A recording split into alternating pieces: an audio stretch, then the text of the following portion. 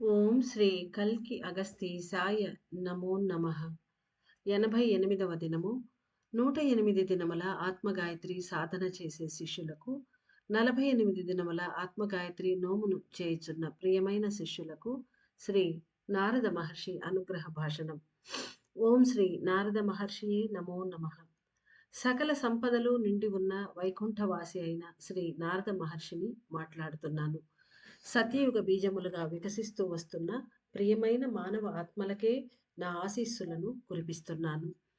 కరుణ అనే వాకిలి తెరుచుకొనుటకు కఠోర తపస్సు చేసి ఉన్న ఋషులు ఉన్నారు. ఇది కలియుగ ఎల్ల కాలము అయి ఉన్నందున ఉన్నత ఆత్మలు తమ తపశ్శక్తిని మానవులకు ధారపోసి ముక్తి అనే మహాశక్తులను అందిస్తున్నారు. వైకుంఠము నుండి భూమికి ప్రతిదినము సంచారం చేస్తూ ఉండే నేను ఈ సమయంలో మాత్రమే పూర్తిగా భూమిపైననే నిలిచి పనిచేస్తున్నాను. శ్రీ నారద మహర్షి అయిన నేను చేయబోయే పనులను గురించి, నా తత్వమును గురించి, తద్వారా మీరు పొందబోయే శక్తులను గురించి తెలుసుకొనండి. నా పని అనేది విభిన్న కాల అంగములలో మారిపోతూ ఉండును. కలియుగము మరుగై సత్యయుగము వికసించే ఈ సమయంలో నేను పలు విధములైన మూల కార్యములను చేపట్టి ఉన్నాను. భూగ్రహంపై వైకుంఠ శక్తులను ప్రతిష్ఠింపజేయుటయే నేను చేపట్టిన పని. సత్యయుగంలో ప్రవేశించుచున్న మీలో ప్రతి ఒక్కరూ మీలో జరుగుతున్న మార్పులను గ్రహించాలి. వైకుంఠ లోకము అనేది ఒక ప్రత్యేకమైన శక్తిని కలిగి ఉంటుంది. ఈ భూమిపై రెండు వేరు వేరు ప్రదేశాలలో వైకుంఠ శక్తులు పరుచుకొని ఉన్నవి. మానవుల శిరసులలో రెండు వైకుంఠ ప్రదేశములు ఉన్నవి. ఒక వైకుంఠ ప్రదేశంలో ప్రేమ అనే శక్తి, మరొక వైకుంఠ ప్రదేశంలో కరుణ అనే శక్తులు వ్యాపించి ఉండును. దీనిని ఎలా తెలుసుకొనగలరు?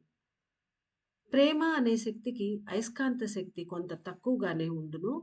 కరుణ శక్తికి ఒకటే కరుణ శక్తి ఒక్కటే అతీతమైన అయస్కాంత శక్తులను కలిగి ఉండును. అంటే ప్రేమ అనే ఆహ్, ఎనర్జీకి అయస్కాంత శక్తి అందులో తక్కువగా ఉంటుందట. కొరతగా ఉంటుంది. అయితే కరుణా శక్తికి అతీతమైన అయస్కాంత శక్తులుంటాయి. అంటే దానికొక్కదానికి మాత్రమే అతీతమైన అయస్కాంత శక్తులుంటాయి అని చెప్తున్నా.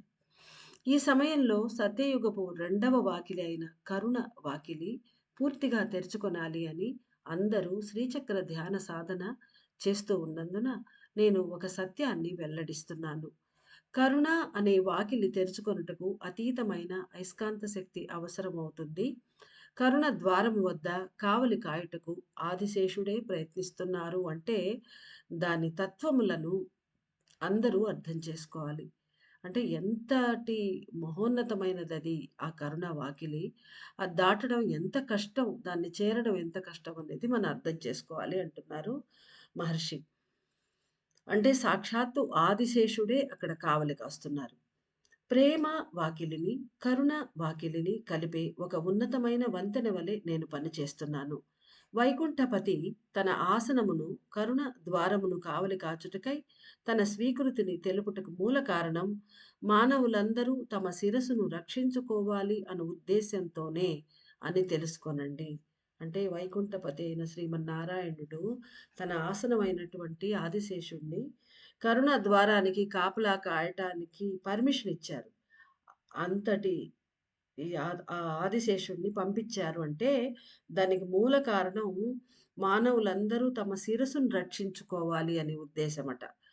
అంటే మన శిరస్సు అంటే, మన శిరస్సులో ఉండే శక్తులను రక్షించుకోవాలి అనే ఉద్దేశంతోనే అని తెలుసుకొనండి. అంటే ఏ సమయంలో అయినా మనలో పెరుగుతున్న ఈ శక్తులను కలి కాటు వేసే ప్రమాదం ఉన్నది. అంతకుముందు ఒక మెసేజ్‌లో గూడా చెప్పారు. అందువల్లనే సాక్షాత్తు ఆదిశేషుడే దిగివచ్చి మన తలలో కరుణ వాకిలిని కాపలా కాస్తున్నాడు. ప్రియమైన మానవులారా, కలి యొక్క తీవ్రమైన కదలిక ఉచ్ఛస్థితికి చేరుకున్న కారణాన సత్యయుగ వాసులందరూ తమలో నిండి ఉన్న కరిగిన ఈశ్వరాంశలైన మహాశక్తులను కాపాడుకోవాలి. ఆత్మలయలో మునిగి ఉన్నవారు మాత్రమే ప్రళయకాల వినాశనం నుండి రక్షించబడగలరు. నారద మహర్షి అయిన నేను పూర్ణత్వం పొందిన కార్యములను చేయుటకే భూమిపై దిగి ఉన్నాను. సత్యయుగ వాసులకు ప్రేమ, కరుణ అన్నవి సరిసమముగా పెరిగి ఉండాలి అని నేను ఒక ఉన్నతమైన పనిని చేపట్టి ఉన్నాను. అంటే ఎక్కువ తక్కువలు లేకుండా 2 ఈక్వల్ రేషియోలో ప్రేమ, కరుణ 2 ఉండాలి మనలో. అంటే విపరీతమైన కరుణ పెరిగి ఉంటే మనం ఏ పని చేయలేని ఒక లయ స్థితిలో వెళ్ళిపోతామనో ఏమో మరి. ఆయన ప్రేమ, కరుణ సరిసమంగా ఉండాలి అని చెప్తున్నారు. దానికోసం ఆయన ఒక అత్యున్నతమైన పనిని మొదలుపెట్టబోతున్నారు. నా ఆత్మశక్తులను ఉపయోగించి ఒక చిన్న లైట్ బ్రిడ్జ్‌ని రూపొందిస్తాను. శ్రీచక్రము అనేది ఒక పడవ వలె పనిచేయును. అది ప్రేమ ద్వారమును, కరుణ ద్వారమును కలుపును. శ్రీ నారదుడనైన నేను నా పూర్తి శక్తులను మానవులకు మునిపే అనుగ్రహించి ఉన్నాను. ఈ సమయంలో సతయుగ వాసులుగా, మంచి ముత్యములుగా రూపొందుతున్న వారికి ఉన్నతమైన జ్ఞానాన్ని బోధిస్తాను. మనల్ని మంచి ముత్యాలతో పోలుస్తున్నారు మహర్షి. ఈ సమయంలో సత్యయుగ వాసులుగా, మంచి ముత్యములుగా రూపొందుతున్న వారికి అంటే మనం అందరం కాకపోవచ్చు. ఎవరో ఆ ముత్యాలుగా మారేవాళ్ళు. వారికి ఉన్నతమైన జ్ఞానాన్ని బోధిస్తాను. నా ఆత్మ అణువులన్నీ శ్రీ నారాయణుని శక్తులతో కలిసిపోయి నిలిచి ఉండును. అంటే ఈయన అణువులు యాటమ్స్ అన్నీ కూడా నారాయణులో లీనమైపోయి ఈయన అలా కదులుతూ ఉంటారు అంతే. ఆయన చేత కదిలింపబడుతూ. మొత్తం ఆయన నారాయణలోనే నిలిచిపోయి ఉన్నారట. కరుణ అనే వాకిలి తెరుచుకొనుటకు నారాయణుడైన శ్రీ మహావిష్ణువు యొక్క ఆసనమైన ఆదిశేషుడు తన పూర్తి శక్తులను పంచిపెడుతున్నారు. అంటే ఆయన కాపలా కాయడమే కాకుండా ఆ వాకిలి తెరుచుకోవటానికి కూడా తన శక్తులనిస్తున్నారు. ఆ శక్తుల సహాయంతో మనలో కరుణ, ప్రేమ ఇవన్నీ పెంచుకుంటూ మనం టువర్డ్స్ కరుణ డోర్ మనం వెళ్ళాలి. అది మన పని. కావున నేను కూడా రక్షణ ద్వారమైన కరుణ ద్వారమునకు కావలిగా కూడా ఉంటాను. ఈ రక్షణ ద్వారమును ఎందుకంటున్నారంటే లోపల ఎంటర్ అయిన వాళ్ళ దగ్గర ఆ శివాంశల శక్తులుంటాయి. వాటిని కాపాడాలి. అది కరుణ ద్వారంకి లోపలికి మనం వెళ్ళిపోతే మనం సేఫ్. అందుకని దాని పేరు రక్షణ ద్వారం అని చెప్పారు. కావున నేను కూడా రక్షణ ద్వారమైన కరుణ ద్వారమునకు కావలిగా కూడా ఉంటాను. ఇంకను ప్రేమ ద్వారమును చేరి అచట నుండి కరుణ ద్వారము వైపు ప్రయాణించే వారికి మధ్యన ఒక వంతెన అమర్చి వారు త్వరగా ప్రయాణించేందుకై సహాయం కూడా చేస్తాను. ఎందుకంటే అందరూ కరుణ ద్వారం వైపుకు వెళ్ళలేరింకా. ప్రేమ ద్వారాన్ని కొంతమందే దాటారు. ప్రేమ ద్వారం వెలుపల చాలామంది ఉన్నారు. కాబట్టి ప్రేమ ద్వారాన్ని చేరి అక్కడి నుంచి కరుణ ద్వారం వైపు వెళ్ళాలి వాళ్ళింక దాన్ని దాటి. దాని వరకు టువర్డ్స్ కరుణ ద్వారం వెళ్ళాలి. అలా వెళ్ళే వాళ్ళ కోసం ఈయన ఒక చిన్న బుల్లి బ్రిడ్జ్ చేస్తాను నేనన్నారు కదా! అంటే తనే బ్రిడ్జ్‌గా మారతానన్నారు. అది ఒకే దారంతోటి చేస్తానన్నారు.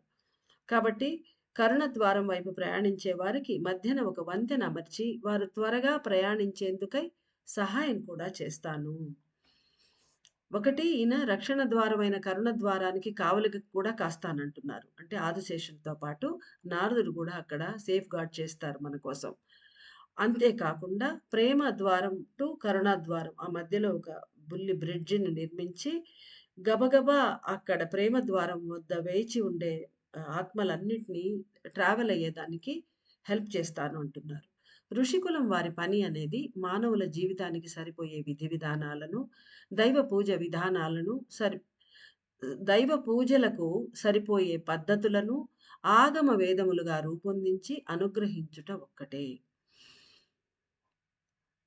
అంటే మనం దైవ పూజ చేసుకునే దానికి సరిపోయే పద్ధతులు, ఆ తర్వాత జీవితం ఎలా జీవించాలా అనే దానికి విధి విధానాలు, ఆ సర్టెన్ రూల్స్ అవన్నీ ఆగమ వేదాలు అనే టైటిల్ తోటి వాటిని రూపొందించి అనుగ్రహిస్తారట ఋషులు. అంటే వాళ్ళ పని ఇదొకటే అనేసి.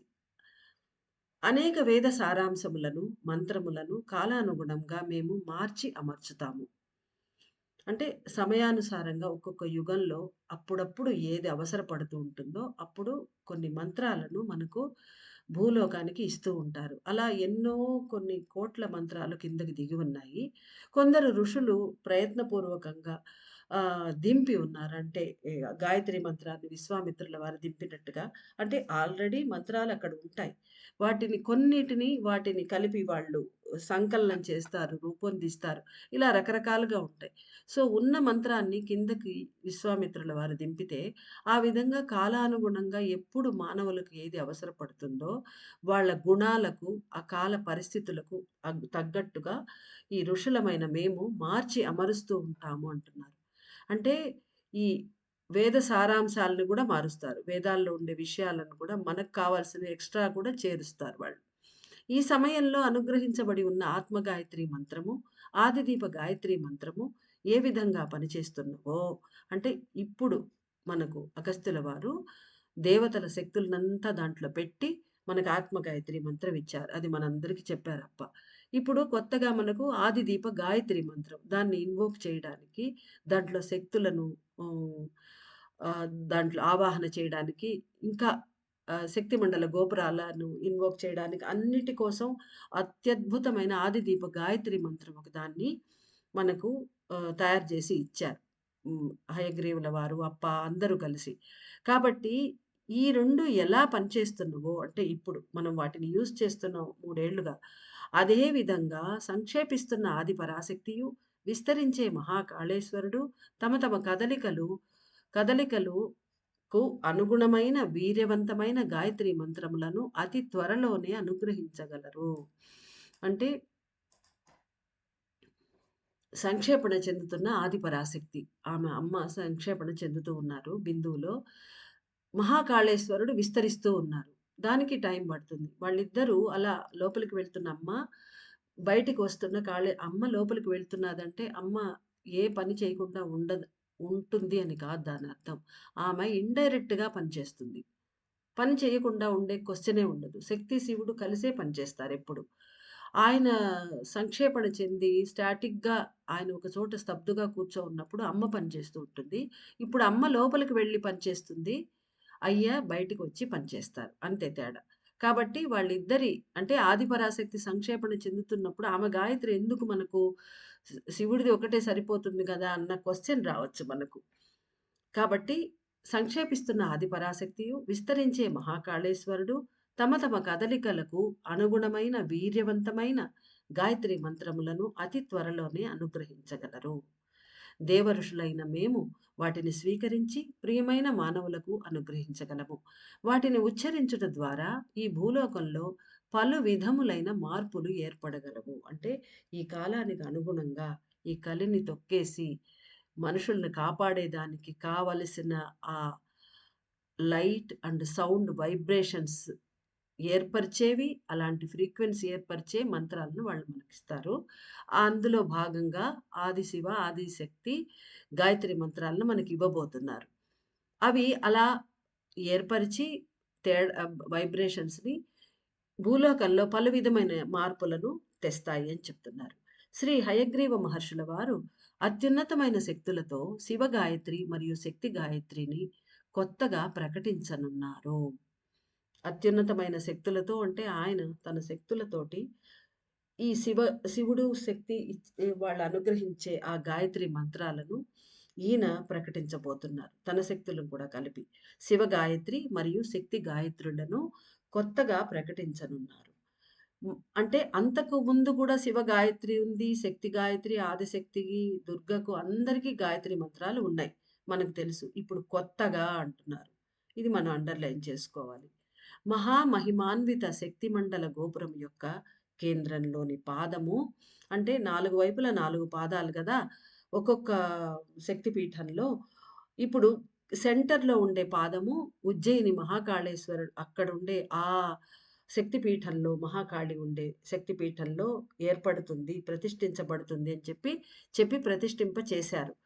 ఆ పాదం గురించి చెప్తున్నారు. మహామహిమాన్విత శక్తిమండల గోపురం యొక్క కేంద్రములోని పాదము. మహాకాళేశ్వరుడు నెలకొని ఉన్న శక్తిపీఠములో నిలిచి ఉన్నది. ప్రేమ వాకిలి ద్వారా సత్యయుగంలో ప్రవేశించిన మానవులకు ఉన్నతమైన మంత్రముల విధి విధానములను ఋషికులము వారైన మేము వివరించి అనుగ్రహించగలము. అంటే ఆ మంత్రాన్ని ఎలా ఉచ్చరించాలి, ఏ విధంగా దాన్ని చెయ్యాలి అని ఋషులు వీళ్ళిస్తారట. కాల స్వరూపమునకు అనుగుణముగా ధ్వని యొక్క ఫ్రీక్వెన్సీలు మారుతూ ఉన్నవి. అందువలననే అతి ముఖ్యమైన, అత్యంత సూక్ష్మమైన సూక్ష్మతరమైన, అత్యంత అద్భుతమైన శక్తులను కలిగిన శివ శక్తి గాయత్రి మంత్రములు ఈ భూలోకంలో ప్రవేశించగలవు. ఎన్ని అడ్జెక్టివ్స్ మహర్షి వేశారో చూడండి.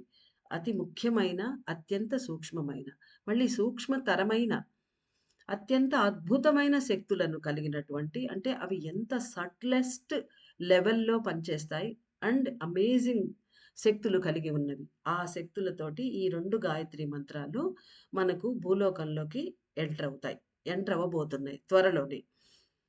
ప్రేమ అనే వాకిలిని చేరుకున్న వారు అన్వాలయంలో నిలిచి ఉంటారు. అయితే కరుణ అనే వాకిలిని చేరుకొనాలి అంటే దైవ సేవని అహంకార రహితముగా చేయాలి. అంటే ప్రేమ వాకిలిని ఎలాగోలా మనమందరం దాటేసాము. ఇక కరుణ వాకిలిని అక్కడికి ట్రావెల్ చేసి అక్కడి వరకు చేరాలి అంటే కూడా ఒక మనకి ఎలిజిబిలిటీ కావాలి. ఆ ఎలిజిబిలిటీ ఏందంటే అహంకార రహితంగా దైవ సేవ చెయ్యటమే అంటున్నారు మహర్షి. శ్రీ నారదుడనైన నేను మీ శిరస్సులో ఒకే కాంతి తంతువుతో ఏర్పడిన వంతెనగా రూపొంది, అంటే ఒకే సింగిల్ లైట్ ఫైబర్‌తో ఏర్పడిన ఒక లైట్ బ్రిడ్జ్ అది. ఒకే కాంతి తంతువుతో ఏర్పడిన ఒక వంతెనగా రూపొంది, జీవాణువు గూటితో కలిపివేసే పనిని చేస్తాను. అంటే ఈ ప్రేమ ద్వారం దాటిన వాళ్ళు మళ్ళీ జీవాణువు గూడు చేరాలి. ఆ తర్వాత అక్కడి నుంచి అంటే వయా జీవాణువు గూడు మనము కరుణ ద్వారానికి వెళ్తాము అని అనుకోవాలి ఇక్కడ చెప్పిన దాన్ని బట్టి. కాబట్టి ఈయన ఒక్క లైట్ ఫైబర్ తోటి ఒక లైట్ బ్రిడ్జ్ ఏర్పాటు చేస్తారట. అది ఎక్కడ నుంచి స్టార్ట్ అవుతుందో చెప్పలేదు. పైన చెప్పారు ప్రేమ వాకిలి అని. సో, ఆ ఒక్క దారంతో ఏర్పడిన ఆ వంతెన జీవాణువు గూటితో దాన్ని కనెక్ట్ చేస్తారీయన. అంటే మనము టువర్డ్స్ జీవాణువు గూడు ట్రావెల్ చెయ్యాలి. ఇంతవరకు మనం అమ్మ గూటి దగ్గరికి వెళ్లి అమ్మ జ్యోతిని గూడా దర్శించలేదు. అమ్మ సంక్షేపణ గూడా చెందేస్తున్నారు. మనం ఇంకా వెయిట్ చేస్తున్నాం. అమ్మ దర్శనం చేసుకోలేదు. కాబట్టి ఆ జీవాణువు గూటితోటి కలిపివేసే పనిని చేస్తాను. ఒక్క దారముపై అత్యంత జాగరూకతతో ప్రయాణించినప్పుడు మాత్రమే కరుణ వాకిలిని పూర్తిగా చేరుకొన వీలగును. అంతే గదా! ఒక్క దారంపై నడవాలంటే ఎంత కష్టం. 2 దారాలుంటే 2 పాదాలు పెట్టుకొని మనం నడిచిపోగలం. ఒకే ఒక తాడు ఉంటే దాని మీద నడవడం గారడీ వాళ్ళు చేస్తున్నట్టుగా ఎంత కష్టపడతారు వాళ్ళు. అంత బ్యాలెన్స్ చూసుకోవాలంటే ఇక్కడ బ్యాలెన్స్ అంటే ఏందంటే మన లోపల మన అహంకార రహితంగా ఉండాలి. ఎక్కువ కోపతాపాలు ఇవన్నీ ప్రదర్శించకూడదు. మనం అమిత బ్యాలెన్స్‌తో ఉన్నప్పుడు మాత్రమే ఆ ఒక్క త్రాటిపై మనము నడిచి ప్రేమ జీవాణువు గూటిని మనం చేరుకోగలం. అమ్మ ఉండే చోటికి. ఒక్క దారముపై అత్యంత జాగరూకతతో ప్రయాణించినప్పుడు మాత్రమే కరుణ వాకిలిని పూర్తిగా చేరుకొన వీలగును. అంటే ఫస్ట్ జీవాణువు గూడు, ఆ తర్వాత కరుణ వాకిలి కంప్లీట్‌గా మన ట్రావెల్ పూర్తి కావాలి అంటే అమిత జాగ్రత్తతో అహంకార రహితంగా మనము మెలగాలి అంటున్నారు మహర్షి. కావున వెలుపల, లోపల గర్వము, అహంకారము లేక పనిచేసే సేవకులే నా కాంతి తంతువుపై ప్రయాణించి జీవాణువు గూడును చేరుకొనగలరు అని గ్రహించండి. ఇక్కడ ఏం చెప్తున్నారంటే సేవను ముఖ్యంగా చెప్తున్నారు. ఎందుకంటే ఒకటి ఏదైనా జరగాలి పని అంటే సేవకులు అవసరం. సేవకులు ఎవ్వరు లేకుండా పనులు జరగవు.